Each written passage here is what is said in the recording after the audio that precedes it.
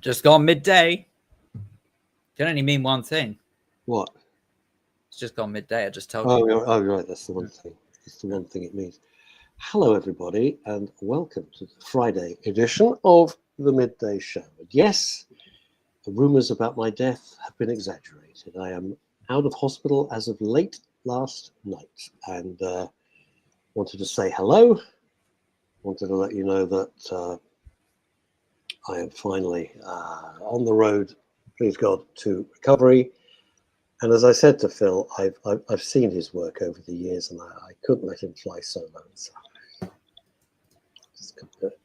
and the viewer thanks you for it. Can I double check something? Do you like my complexion? Because apparently there's a new feature on the software that we use for this show that apparently enhances skin appearance. Does it enhance my skin? It has. You look very good. I look like I died about a week ago and nobody told me. I know that. I know I look terrible, but you do. Have you got this software feature? I turned it off because it was irritating me. It made my eyes look funny. It makes no difference. Where is this fabulous feature? I want this. Literally, it's under the camera settings, and it just says you can hang on a enhance minute. your skin Well, effect. I am so looking.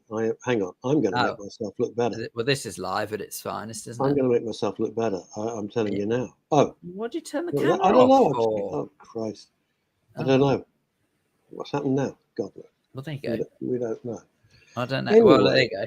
Oh well. You've got your bandage on to prove that you've been. No, this is the last thing. Having been, I'm not going to go into details, but having been strapped to so many stands with fluid and antibiotics and this and that and the bloody other, and bags, and so the last vestige of this little epic is this, where the cannula went in, where they put in all the antibiotics straight to the vein, and where they put in the, I don't know, whatever the hell they put in. But, well, no, Philip, thank you, but not really. Yeah, what he's just said. So is that right, isn't it? Good afternoon, Russ and Phil. I hope I find you both well. Well, no, he's not very well. Not entirely, but a minute ago, I do want to say a few things, which is the joy of having one's own setup like this.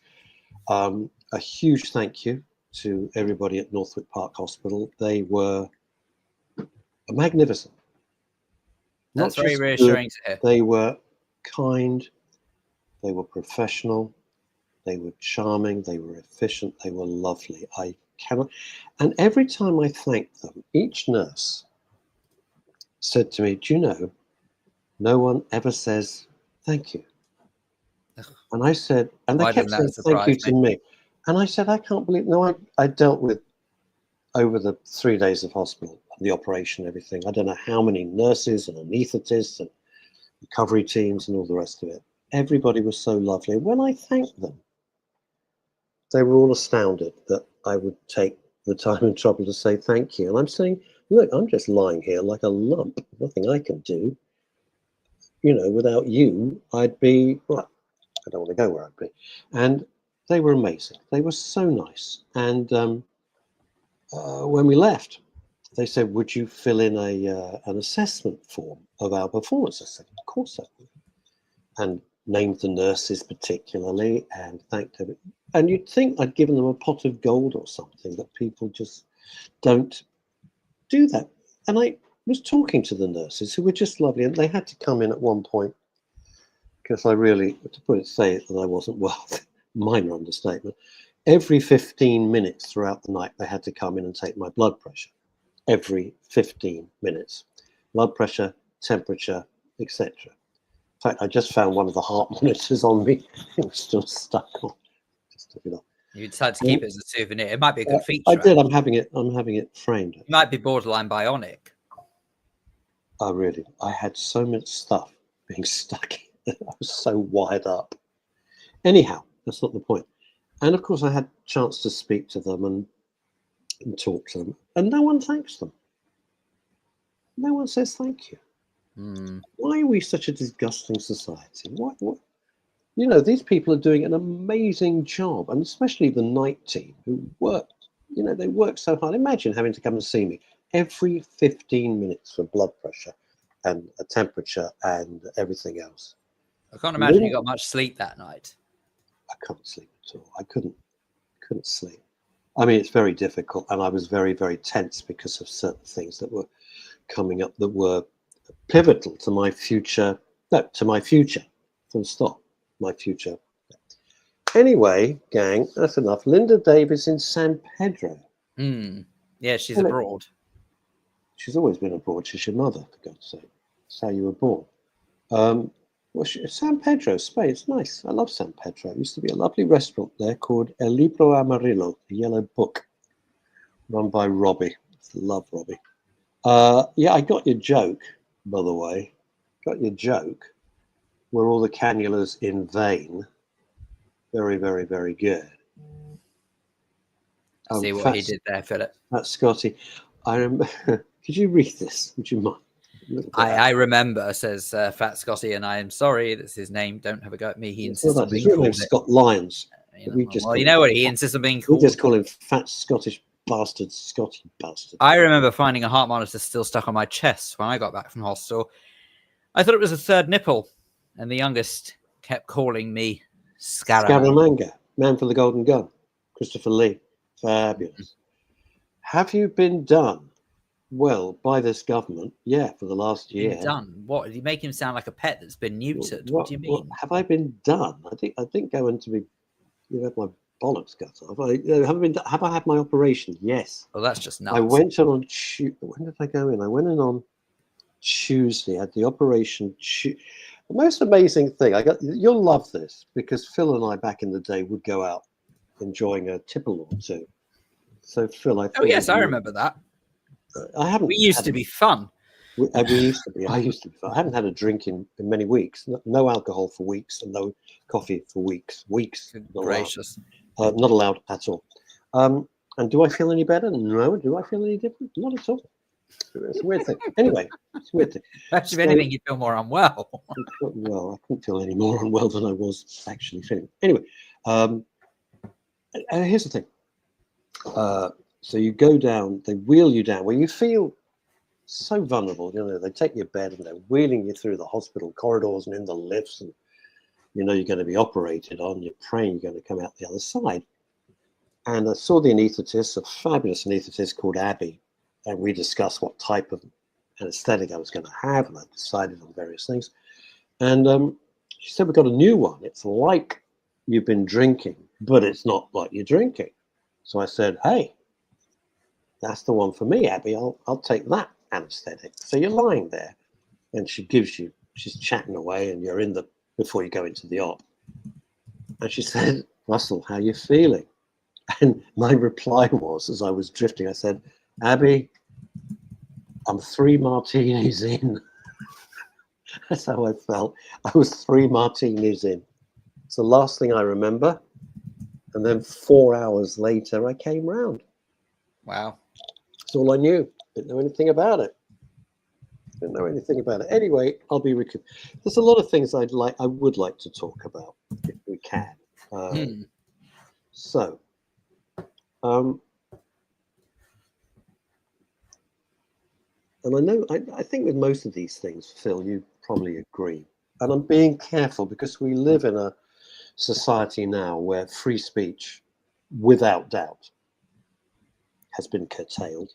Yes, it has. I have experienced that in the last 2 weeks myself. There's no ifs or buts. We know. I'm now off social media completely. Are you? Wow. Because I was basically, cancelled, for want of a better term. You were cancelled? What? Do you want to talk about it? No. Well, you can't talk about it. You don't want to talk about it? I don't mind at all.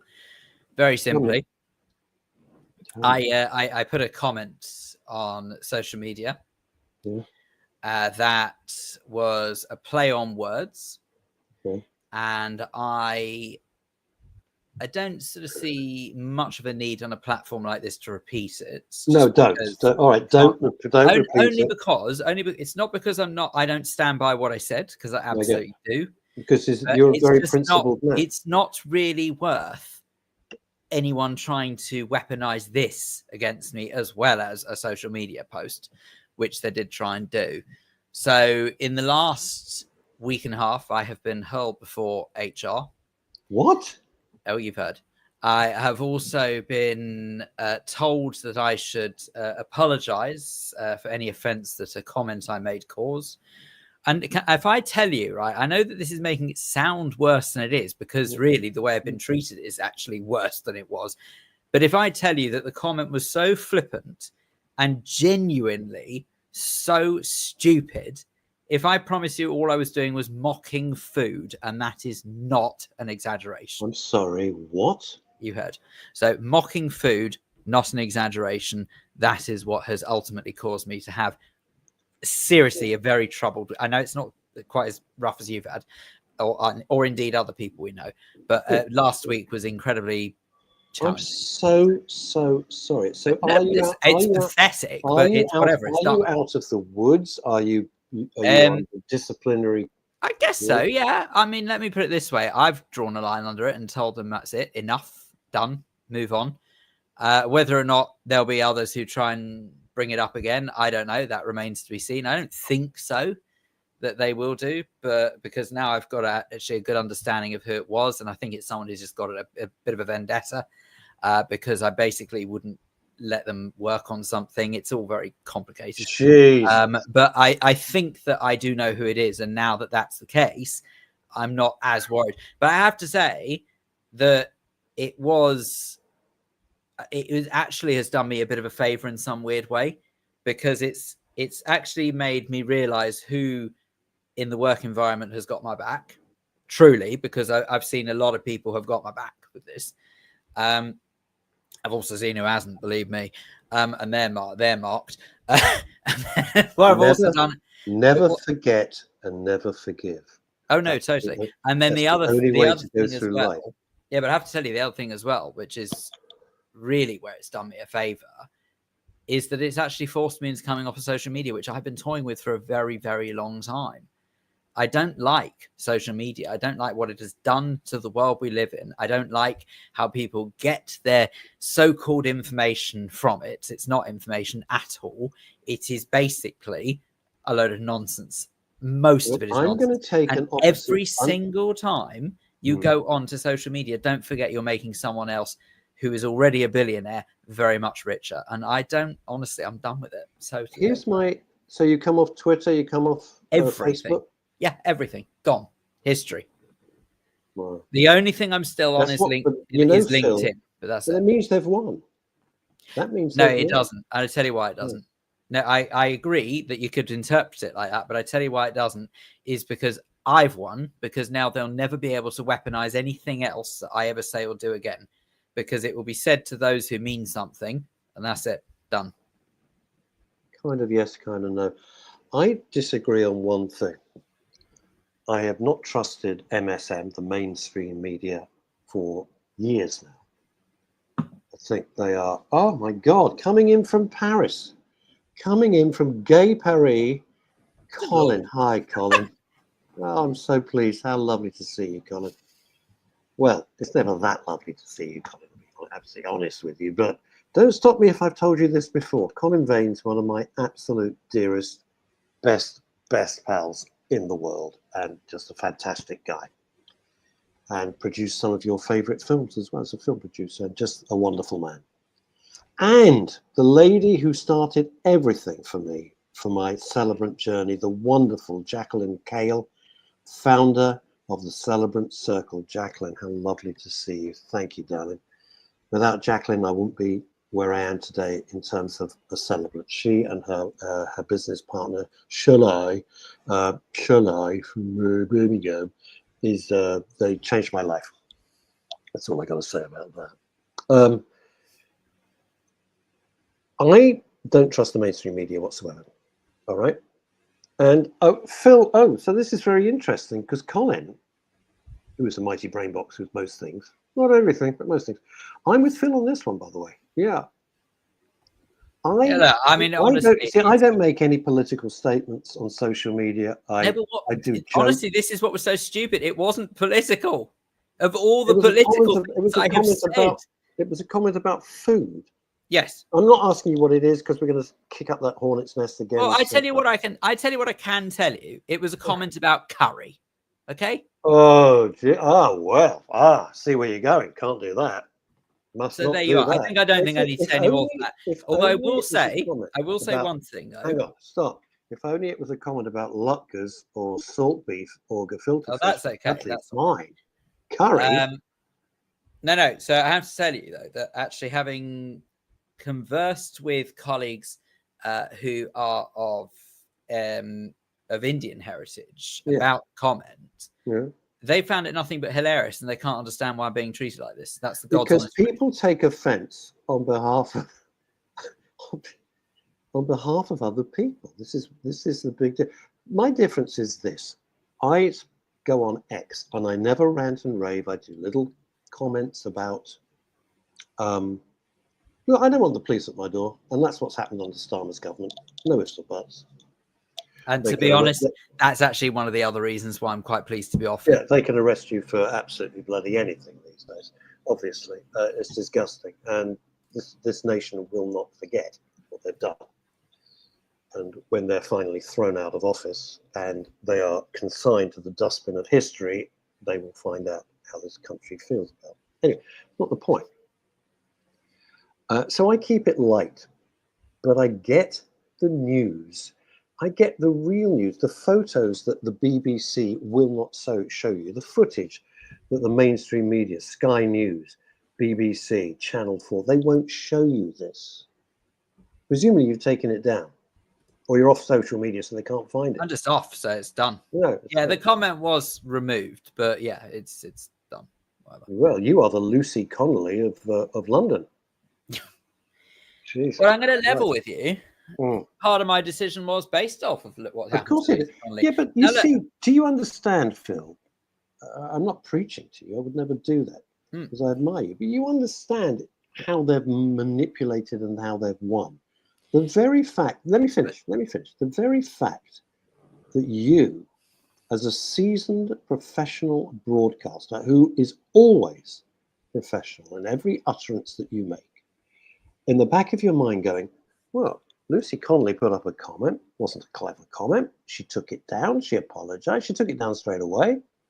She's banged up. Yeah, the slight difference is what they wanted to do. You know what I know, but the slight difference with Lucy Connolly is that she actually was, and I can understand why people would think it based on what she put, but I can also understand her perspective, if you see what I mean as well. I'm very open-minded. I understand different perspectives. I know that's quite foreign in this day and age, but you can't say the word foreign. Don't say the word foreign. Right. Well, I know that's quite unusual. You'd be arrested if you say the word foreign. But the point is that with Lucy Connolly, she was accused of and charged ultimately with inciting racial hatred. Yeah, okay. What I did was playing with words with their particular food type. That was it. So I don't actually see how anyone could see that as inciting racial hatred. It is not inciting racial hatred, but clearly someone found it offensive. So. But let me just, I'm dancing around this carefully because I don't want to make your work. No. Anyway. Listen, I don't want to make your work position anymore. You know, I don't report to anybody. No, that's done. But that's listen, work. It's finished. I've moved on. No, I understand that. So basically, you, as a private individual, let me just see if I wrap what's left of my anesthetized head around this. You made a comment privately as a private citizen, and your company, which I'm not going to name, we all know what it is, but I'm not going to name them. Somebody dobbed you in who doesn't like you. Correct. Which is the basis of most of this crap that we put up with. It's people taking personal revenge because they don't like you for whatever reason they've got. They didn't like you. They dobbed you into HR or somebody senior. Well, what a shit you are, whoever you are. You're an absolute shit. That's what you are. You could have gone up to Phil, whoever you are. Exactly. You could have gone up to Phil and said, you know what, Phil, I thought that was a really dumbass comment. Or Phil, I think you're a jerk for that comment, and have a conversation. But no, you're such a stinking little coward. You go behind Phil's back, talk to his bosses, and put Phil's hauled over the cold for well, there's an old phrase that Scott Lyons says, snitches get stitches. I think that's from a Colin Vaines film, probably from the Gangs of New York. And you know what? Russell, to give you context, okay, I have WhatsApped you the details just so that you actually understand. I'll keep it private. But you understand. Sorry, go on. No, I was just saying how they've manipulated and won this. No, they haven't. No. They absolutely have not. And I tell you for why they have not, is because this is not the end of this, right? I have done what is required to pacify people who need pacifying. Okay. That's all I've done. That does not mean that I have moved on from this and forgotten it. Yeah. It means that it is now very much a case of I now need to work out the next steps of how I deal with it. But believe me, I will deal with it. You know, I'm not the kind of person who lets pettiness win, and it won't win. But I have to do it very carefully. You know, back when East Germany was East Germany, we had the Stasi. It's exactly what we've got. Starmer's Stasi. That's disgraceful. So the reason I'm on social media, obviously to do this show and to talk about my work as a celebrant. Did we know him? We both knew him very well, Mark. We both knew him extremely well. We will speak about James in a bit. We'll talk about James. We'll talk about James in a minute. And Linda Dave in San Pedro, southern Spain, says she thought it was very funny. Let me ask you this, and then we'll move on from this little hoo-ha. Did anybody come up to you, ethnic minority, not ethnic minority, I don't give a shit, it doesn't matter. Did anybody come up to you and say, Phil, I think you're an arse? That was a horrible comment. Not one. On the contrary, every single person who has messaged me, both through texts, WhatsApp, in person, they've spoken to me, they have all said the same thing. How ridiculous. This is a nothing. This is what they want. Literally not one. They don't want freedom of speech. But they lie. And they lie, and they lie, and they lie, and they lie, and they gaslight, and they lie. And the gig is up. But let me tell you. Their gig is up. No, I know. But let me tell you the reason why I absolutely do not see this as a win for them. All I have done is done what I've been thinking about doing for a very long time, which is coming off of social media, right? I honestly have thought about it for a long time. The only reason I ever stayed on it is because I thought I needed it for work. My work hasn't changed. I've just turned it off a week ago or whatever. Nothing's changed. People still know I exist. People know that what I do, and it won't change anything. It is just a stupid invention. And it really... Sorry. All right. No, carry on. It's just a stupid invention that some clever individual decided was going to make them a lot of money, and it has successfully. So for that reason alone, you got to applaud them. But at the same time, it's done nothing to enhance society. Literally nothing. Oh no, nothing. It's just shattered society in so many ways that I don't want any part of it anymore. Literally nothing. I don't want anything to do with it. And I am so relieved that I finally had the push I needed to come off it. Okay, it's toxic. It's just revolting. That's one interpretation. But that is the interpretation. But I use it. Honestly, I use it for work. I use it for my celebrant work. I use it to say hello to people. That's it. I don't make political. But anyone, I'm not being funny, but anyone who means anything to me, really, and this is no offense to anyone who's on social media with me. I'm grateful. It's nice. It's kind. But anyone who means anything to me, I have their number. I can communicate with them in that way, and that means more to me because that's a more personal connection. We're going to save the James Whale thing until Chantal joins us, because Chantal, of course, produced James Whale's television show, and was very close with James. So we're going to save that until the three of us together.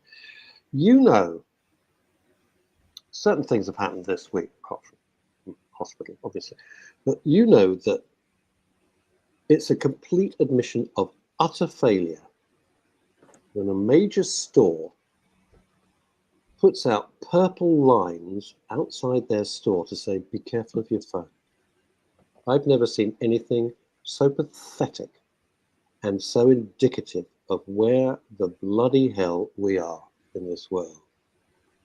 What does this say from him? So you may That's not true. well, I've seen all your films, Colin, and to be honest with you, yeah. All right. It wasn't for Colin. It wasn't for Colin and Ray Gelato. I think I'd have gone around the bend years ago. They're amazing people. Kimi Lashmar saying for this, for me, Facebook is a way of telling all my friends what I'm doing, save me ringing them. Yeah, nobody really cares, though. Plus, I make up a book of photos. All I've done. How nice. That's very, very nice. Fat Scotty says, Phil, could you read this? I'm actually running out of puff. I'm running out of puff, I'm afraid. I think I've really opened a can of worms here. Phil, you haven't got my number. I feel so offended. If you want to call me, you'll find it on the back of a toilet door. What I'm going to say before Chantal gets in. And I point out, I think I actually can work around this very easily. Anyone whose number I've either got directly or indirectly through others is fine. Okay. We know London. Well, this isn't a London-centric show, but we both happen to live in London. But people watch the show all over the world, watching from America right now, and they'll be watching from Australia as well, Sydney. And watching from Spain, and people watch from France, blah, blah, blah. London has been destroyed. It's been destroyed by the worst mayor in living memory, who's done more to damage this city than... Which is amazing when you consider that there have been 3 mayors in modern history. Yeah, they are just terrible. It is the worst mayor ever. The fact that he was knighted is nothing short of a national disgrace, but there we are, we'll leave it at that. A man who... You can't say that. Are you being racist when you say that? No, he's a terrible politician. He doesn't... I'm not being racist. You know, the point is, you've got to be able to have a bloody conversation about it. No, we can't. It's offensive, don't you know? I don't care what his background is. I don't give a shit about that. I'm talking about him as the mayor of London, as he's doing his job. He's doing a terrible job. You say doing his job. He's not doing it. That's the problem. He's not doing his job. And when, you know, you can't wear a nice watch in London, you'd be mad to what happened to that poor man in Knightsbridge who got knifed to death. Very quiet. You can't have your phone out. And they've got now lines, and it's outside Curry's, which is a store I go to for my bits and bobs. You know, with a line like it's a train station, you know, to try and keep your phone safe. Pathetic. What that says is this: the police have lost control. That's what it says. It's shocking. But you know why the police have lost control, though, is because that it was a combination of things. It's sad. It was a race for diversity. So putting people in the top job who really were not ready to be in that top job. Well, they were never good enough. They were never good enough. Not saying they shouldn't be there one day, but they weren't ready to be. They weren't ready at that point in time. Correct. Right. Probably. So always it should be who's best for the job, not whether or not it should be a meritocracy. Of course it should be. And then DEI is rubbish. It should be a meritocracy. The other problem you've got for that job, irrespective of anything else. The other problem you've got is the way that, unfortunately, and I will say this, I'm afraid it was Theresa May's government who saw fit to axe something ridiculous like 20,000 police officers all in one go. And it was an unmitigated disaster, completely awful to do that. And then when they said, right, well, now I don't think it was the same government, but future governments every now adding another 20,000 officers, it's too late. That's absolutely ridiculous. You've got rid of all of the people who had that experience, and now you're getting a load of rookies in. And as a result of it, alas, they're not good enough. They're not strong enough. It's beyond that. Phil, it's beyond that. It's not that they're not experienced enough. I think everybody can see, because this nation is being gaslit day after day after day, blatant lies being told, that everybody with just common sense can say, well, that's clearly not true. And the feeling is, and this is where it gets very difficult and very sad and very Kafkaesque, is that the police, who we rely on, the thin blue line between us and law and order and chaos, have been politicized. Who their political masters are, I'm not going to say. One can use one's own intelligence to work it out. But they're being used as political tools, and that is not right. They are there to be impartial. to protect us and have law and order. When you see busloads of Antifa people being bussed in and then escorted in to cause trouble, and you go, wait a minute, who are these people? Who's paying for them?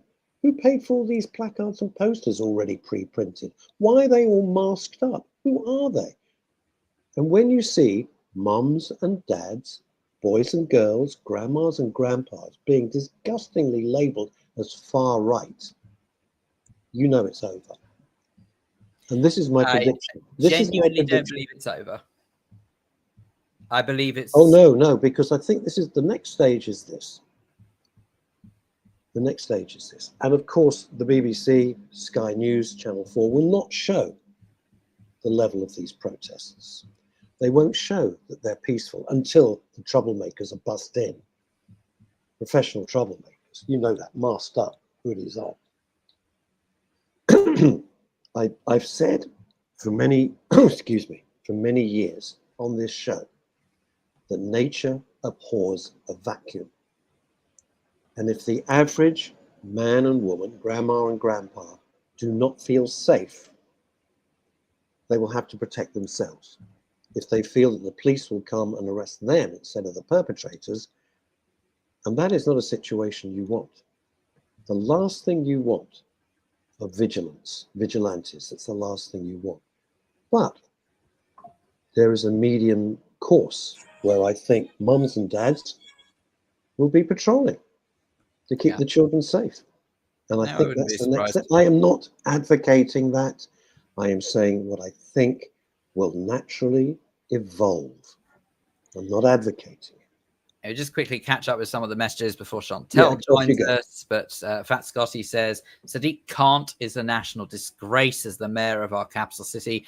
I saw the purple lines last weekend when I was in town, and everything is geared to blaming the victim of crime, not solving the crime. Dave A. Sleets says, Phil, we here, the Midday Show audience, are the collective of common sense, and it may take time, but stupidity will implode. You are a voice that stupidity fears. Thank you very much, Dave. That's very kind of you. I will never stop championing common sense. I promise you. That's regardless of social media. Paul Claridge, our Facebook, as long as we understand and treat it as not real life and full of dodgy crap, unproven so-called facts and populated by snowflakes and racists, all waiting to be offended, then it's fine. Maybe, but I don't. But there's a lot of very nice people and there's a lot of very nice news. If you don't engage with political bullshit, because there's simply no. But the upshot is social media just simply don't do enough to counter it. And the reason they don't do enough to counter it, by the way, again, boils down to, and I don't want to sound like some wacky conspiracy theorist, this is just fact. It's not financially viable for them to do it because it would deter people from going onto their platform. So that means they will lose money in advertising revenue. And it also means they'll have to spend money trying to solve it. So it's not financially viable for them until we turn around collectively all over the world over and just say, if you do not tackle this properly, if you do not get a grip and cleanse social media of the rubbish that is on there, you are banned from the countries that you affect. But we won't do it, unfortunately. Very, very annoying, to say the least. Well, we're not going to last another 4 years of this crap. That's for sure. This country will not survive another 4 years. Yeah. It won't. Put everything else aside, whatever your views of their ridiculous net zero and that lunatic Miliband and swivel-eyed idiot and all the rest of them. But it's been a good week. I mean, the Minister for Homelessness... Did you see that story? You must have covered that story. The Minister of Homelessness. Yeah, absolutely. Yeah, Minister of Homelessness had to stand down. If Starmer had any balls, he would have fired her immediately, but he didn't. Yeah, no, absolutely. He didn't, so she had to resign. Pathetic. He should have fired her. Any odd way. What's this? What does Kimmy say?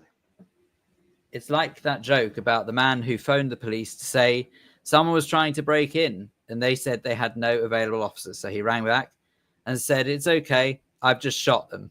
Suddenly a load of armed police turned up. They said, thought you had shot them. He said, thought you said no one was available. There you go. There you go. Kind of true, really, isn't it? There you go. To be honest. You know her, you love her, and I want to talk about James Whale because he deserves it. We've talked about him on the show. He's been on the show. Someone who was very close to James and someone we're very close to as well. The wonderful, pulchritudinous. I can't think of anything else. I'm still full of anaesthetic. I'm not surprised. After that word, I'm not surprised you can't think of anything else. I think the anaesthetic's still in me. But anyway, there we go. We don't need to say any more at all. Okay. How are you? You look okay. You've no idea. Let's just say I'm here. I'm here. Thank God. Thank God.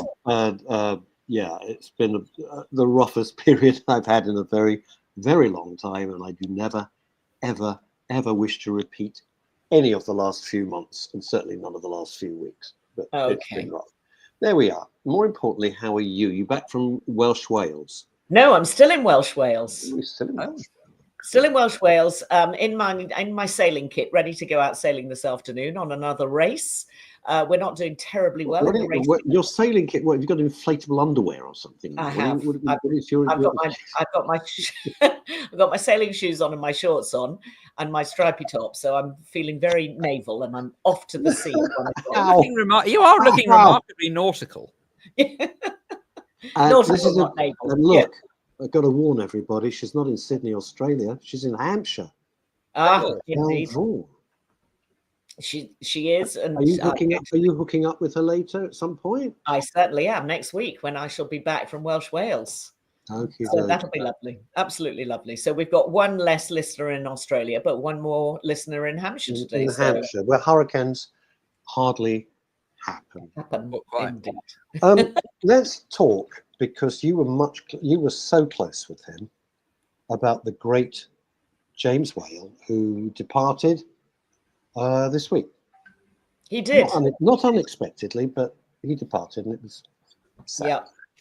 Well, for those that didn't know James, a little very quick potted history. James was a local radio broadcaster who most prominently came to be relatively well known in the north. First of all, in the northeast on Metro Radio, and then Radio Air in Yorkshire. But he had been on Top Shop Radio all those years ago at the department store in Oxford Street. Can I just explain, because people not in the industry won't know, certain places had their own radio stations. They did. A lot of very big DJs, Nicky Horn, Jensen, Richard Allenson, learnt their craft. One was Top Shop on Oxford Street, I believe. That's right. And the other was United Biscuits, because they had so many workers. So really? Oh God, Nicky Horn. I think Everett did like Kenny. Wow. Like that. They worked at United Biscuits, the biscuit company, and that's where they learnt and started to get their craft together. So it's a thing that's gone completely, but it formed the basis of commercial radio as we understand it now. How interesting. Well, I didn't know that. Oh, yeah, there we go. UBN. And Scotty is saying that. United Biscuits Network, UBN. Yeah. Amazing. Well, James came to prominence really as a sort of an early form of what we now call a shock jock, is somebody who was very challenging to his audience, somebody who on phone-ins would, for laughs, really, slam the phone down on people, make a little wry comment, and then move on to something else. It was actually more clever than that. That just sounds like a sort of crude version of sounds like Howard Stern. It just sounds like horrible Howard Stern. But anyway, I'm so thrilled that Sirius have cancelled his contract. Okay. Well, it wasn't that, because he wasn't mean and nasty, and it was all meant for comedic effect. James actually had really good comedy bones, and a lot of people sort of forget that was really what it was all about, that everybody sitting at home listening was having a laugh. Something that we ought to do more of. Anyway, Phil? Do you remember having a laugh? Somewhere in the distant corner of my memory. Bloody long time ago. But he was at the independent radio station in Leeds in Yorkshire, next to, literally behind the beer garden wall at Yorkshire Television, was Radio Air. And when I was a researcher on the Parkinson Show and on Through the Keyhole, if we were sitting late in the office working, we would have James Whale's radio show on because he was just funny to listen to. And it was only 100 yards away.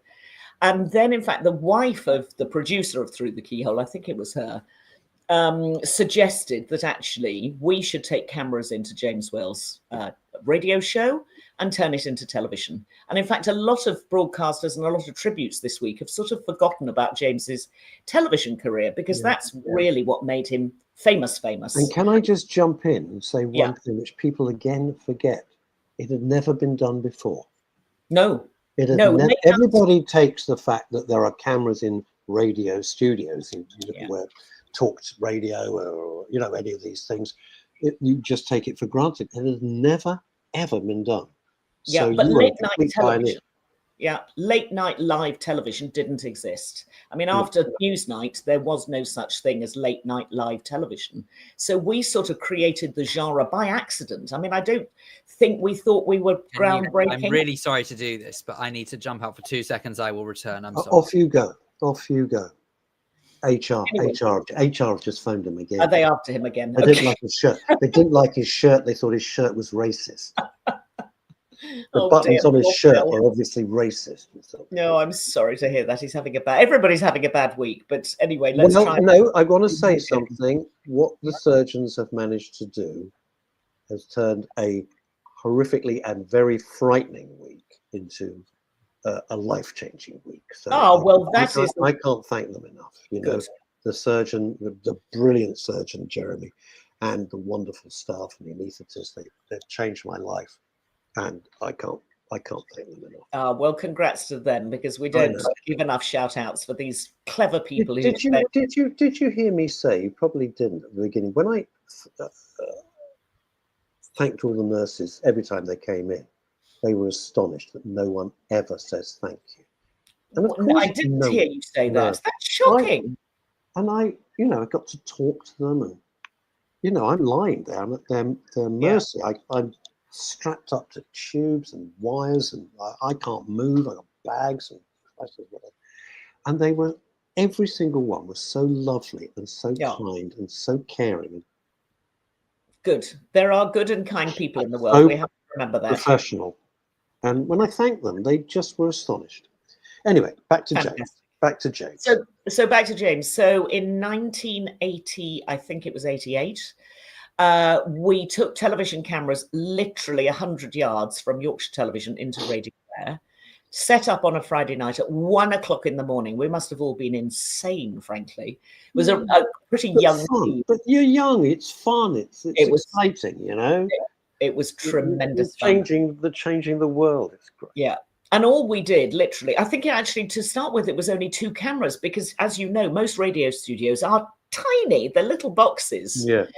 And just, James had enough for I think for 3 chairs, 3 just sort of ordinary office chairs sitting against the wall. And we managed to cram a couple of cameras in. And off we went. And I can remember sitting at the office table working out what we were going to do. And I ran to the canteen to get a dinner plate. And I put a big circle around the edge of the dinner plate. And I said, okay, that's our clock.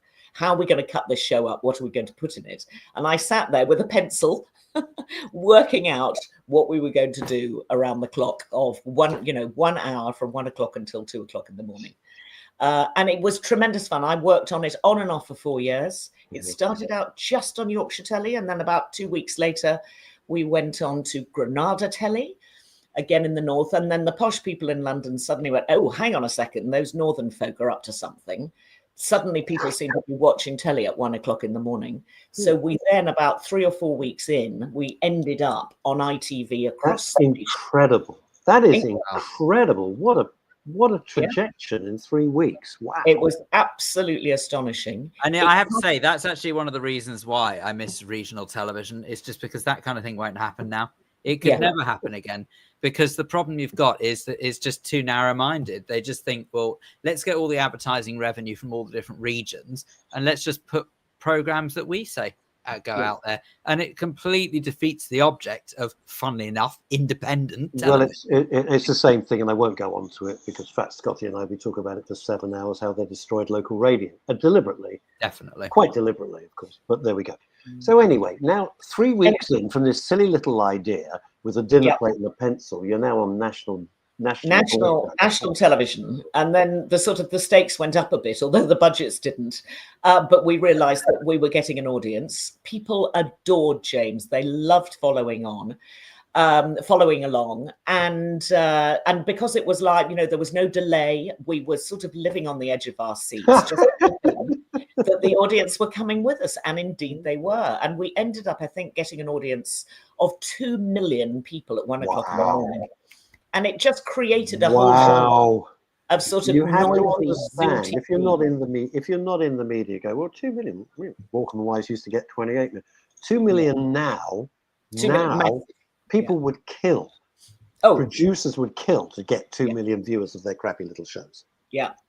But I think people also need to remember as well, though, at the time that there wasn't really much in the way of people weren't used to late night television, certainly not live. So actually getting 2 million is flipping impressive when you consider it was breaking the mold. So yeah.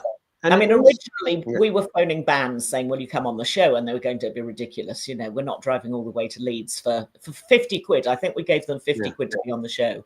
And we put them up in a B&B on the Cardigan Road behind Yorkshire Television. Oh, showbiz, what? Within weeks, all the A&R people were approaching us, or the promotion people approaching us saying, can you put my band on? Can you put my band on? And we broke an awful lot of bands because there weren't many shows where you could put live music on.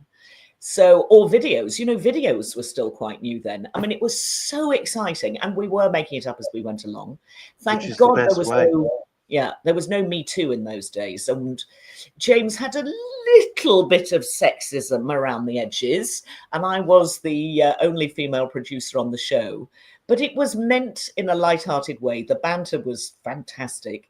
He had much more depth than most people realized. He had really good editorial decision-making.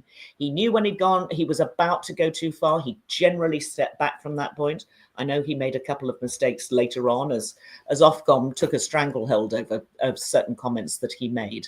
Yeah. But generally, in the 4 years that I worked with him, he was absolutely pinpoint accurate. He knew when to cut an item short that wasn't working and when to go to the next thing.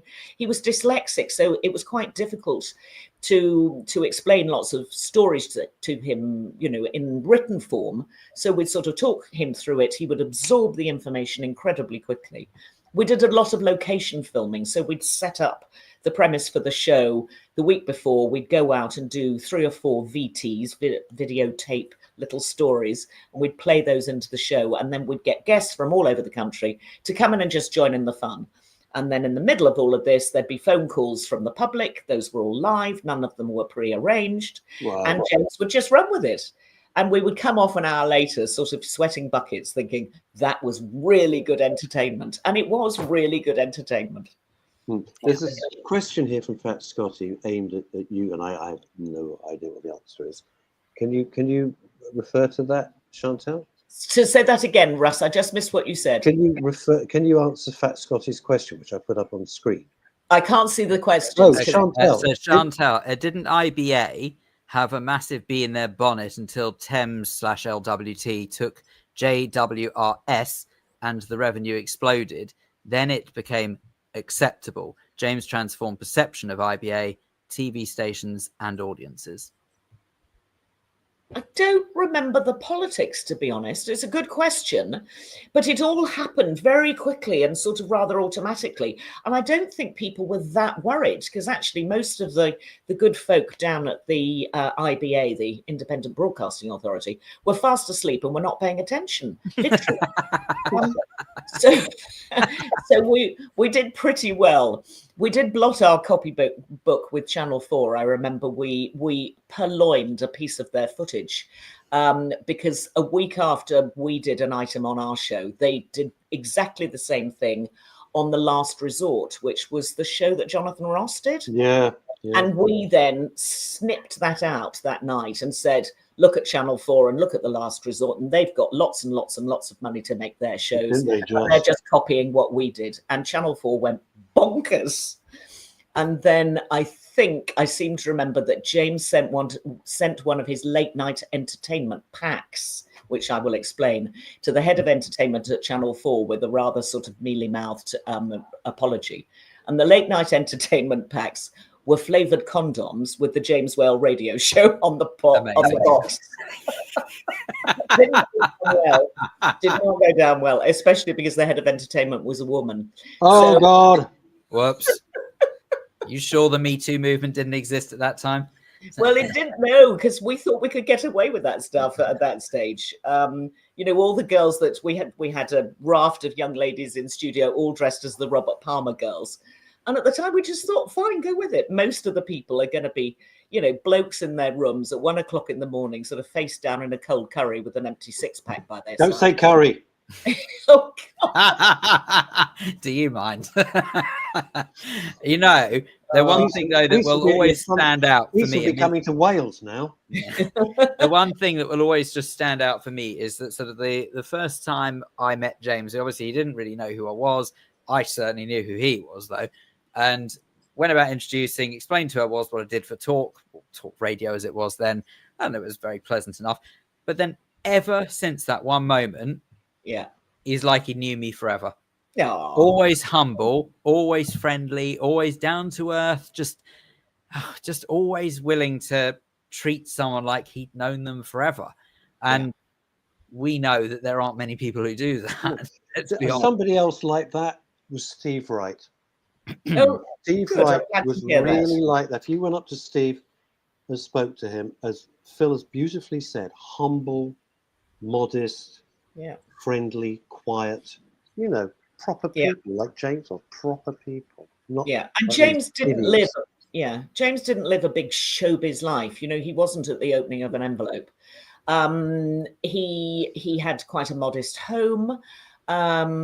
He had a home. His home's really lovely. So. Yes, it's sweet, but it's a modest home. It's not, you know, sort of showbiz, glitz and glamour type of stuff. And he came from a pretty humble background. But, you know, he was a very nice bloke to work with, and I shall miss him. When I last saw him, we sat and chatted about his funeral, which he has prepared to the nth degree. It's going to be a bit of a showbiz bash by all accounts. There are lots of people making speeches and people singing, and I can't reveal it all because it would not be polite of me to do so. But I think I am slightly worried, though. I have heard rumours of the capacity of the venue, and I don't think it's big enough. Oh, crikey. Just saying. But anyway, but also, how could we forget, of course, when he joined us on this show? Indeed, very recently, and we chatted to him. Less than 6 months? Should we play it out, Phil? Should we remind ourselves of when? While I quietly collapse. I would never forgotten your reaction, RK, which this clip will remind us as well. No way! You are kidding me! Oh James, my goodness! Hello. All hail the whale! All right, guys, calm down. Calm down. I'm just sitting here having a cup of tea, and Lady W was looking through podcasts for some reason, and she looked at that and she saw Phil Dave. I have no idea why, and thought he might be able to give us some tips on ours. I was in bed, by the way. Oh, dear. So, gracious me. Yeah, the last time I spoke to him, he could no longer speak in a normal voice, and his voice had been reduced to a whisper. And actually, I was already missing the sound of his voice just by the end of the phone call, because all I got was this tiny little reedy voice. And I thought, I'm really going to miss his voice, because he had such a wonderful, deep voice, and he used it really well. But he was surrounded by, you know, good friends at the end. Lots of people went to see him in the hospice. He was only there for 10 days. I saw him, I think, the day before he went into the hospice, or a couple of days before. But here's the weird thing: 6 degrees of separation. My phone rang before I went into the hospital from one of London's top. I'm not going to mention him. He's an old friend of mine. Top PR guys. I mean, the best. And said, I'm going to suggest you as a celebrant. I said, well, very kind. It would be a huge honour, but I don't know if I'm going to be well enough, frankly, at the time. But it was so weird to get that phone call. I was like, incredibly flattered and honoured, which it's not going to happen. But I was very honoured to even be considered. It would be a huge honour. It would have been. You know, I'm a great believer that it all too often takes until someone leaves this mortal coil until we say what we really think about them. And I thought, I'm not going to do that with James. No, absolutely. So a few weeks ago, I actually sent a message expressing my admiration of him and thanking him for any part of the inspiration he played in sort of me and my career. And I said, if I know you, you're going to get very cross with me for getting soppy. I said, but I'm afraid whether you like it or not, you deserve it. And apparently James's reply was, my advice to you, Phil, if I may, as an experienced broadcast, is never make a verbal play on words of the word curry. Yeah. I noted that, but unfortunately it was a written play on words, so that obviously didn't sink in that bit. That's where you went. But I did say it, he replied to me saying that he's too tired to be angry now, which I just thought, oh good God, that's not James. That's not how we know. So yeah, it was, I'm pleased that he knew what I thought of him before it was too late. And I just think that we need to sometimes remember that we need to say what we think about someone before it's and because I admired him so much and he was a lovely man, I did the same thing through Nadine and stuff like that. I thought it was the right thing to do, because everybody after, you know, when someone's passed, everyone, well, why didn't you say so at the time? Why didn't you just let somebody know how much you think of them? Why not do that? Don't wait till they, you know, my mate Larry always says, what's the point of having a fabulous funeral? Everyone comes up and reads these marvelous eulogies. You don't get to hear it. So he really wanted, my mate Larry Vine, he wanted to have his thing. Not that he's ill, he's fine, but so that he could sit there and listen to everybody eulogize. And in a way, Charlie Mullins, the chap behind Pimlico Plumbers, did that, because about 6 months ago he invited James and all James's friends to go along to a dinner. We were all there. About on the show, and lots of people stood up and said wonderful things about James. And it was an evening to celebrate his MBE, but it was also a sort of a pre-end of life occasion for everybody to come together and talk to James about the fact that he was, you know, not going to be with us for very long, but to say beautiful things. And it's really nice actually when people open themselves up to do that, because then you can respond in a way that feels appropriate. It was such a lovely evening until I saw who I had been sat next to at the table. Phil Dave. You could do worse, believe me. Trust me. How many dinners have I said, oh God, I wish Phil was sitting there. Whoever had lumbered me with going to bore me shitless for several hours. Well, we haven't had time to do any television. No, it doesn't matter. I want to say thank you to you, Chantal Rickards OBE, for recommending The Assassin on Amazon Prime. I binge watched it before I went into hospital. Thought it was terrific, great fun, beautiful. Everything that you said about it transpired. Can we please take a moment? I know obviously we've been quite solemn and obviously sort of said nice things about James Whale, but can we just take a moment to appreciate Longy's wonderful sense of timing?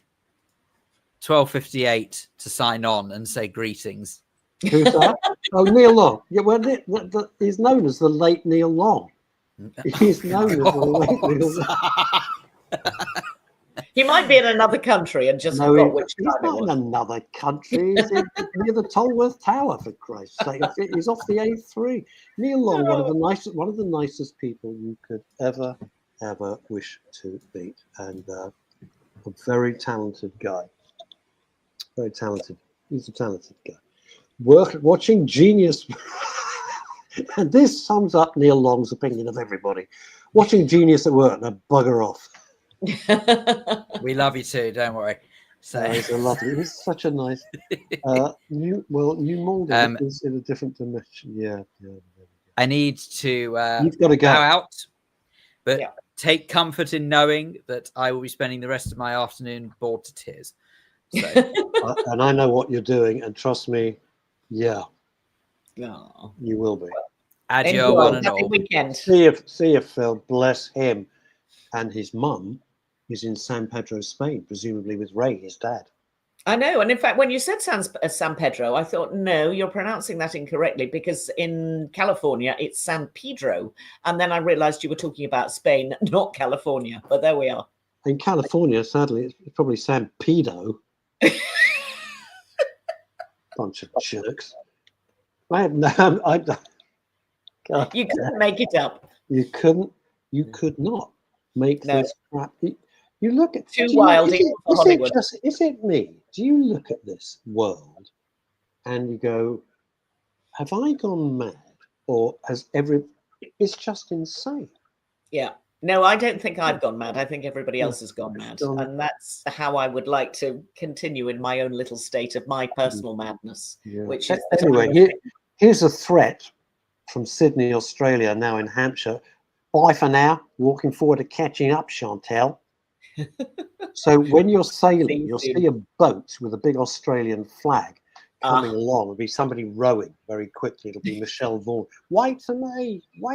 Skippy, slow down. I'm glad they let her back in the country. Well, yeah, especially after I've never met her. I'm pleased she's here. Chantal, thank you. Thank you for your wonderful words about James Whale. Not at all. Thank you, as always, for joining us. Before we go, thank you, everybody. Yeah, I'm going to go back to bed now, perfectly honest with you, because I'm done. But thank you for everybody for your good wishes. I can't tell you. It means so much. It really, I'm not just saying it, it really does. Bless you. Gave me a lot of strength and comfort. Until Monday, when I will, God willing, be back with Neil Longy Long. Until then, no hurty words.